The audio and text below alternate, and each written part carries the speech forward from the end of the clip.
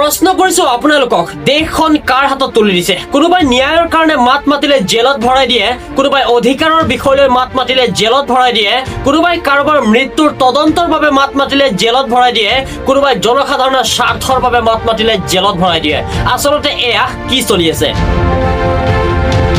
প্ৰশ্ন উত্থাপন হয় এয়া গণতন্ত্ৰ নে ৰাজতন্ত্ৰ চৰকাৰৰ বিৰুদ্ধে ছাত্ৰ-ছাত্ৰীয়ে প্ৰতিবাদ কৰিলে ৰাজপথত খাব লাগে পুলিচৰ লাঠি জনসাধাৰণে নিজৰ অধিকাৰ লৈ মাত মাতিলে ভৰাই দিয়ে জেলত যদি কোনোবাই কিবা কাৰণত চৰকাৰৰ ওপৰত প্ৰশ্ন উত্থাপন কৰে তেন্তে সেই ব্যক্তিজনৰ ওপৰত NSA লগাই ব্যক্তিজনকো জেলত ভৰাই দিয়া হয় ভিক্টৰ দাসৰ পৰা আৰম্ভ কৰি সোনম ৱাংচুক আজি জেলত থাকিবলগীয়া হৈ আছে কেৱল ন্যায় আৰু অধিকাৰৰ বাবে মাত মতাৰ বাবে এটা কথা অনুমান কৰি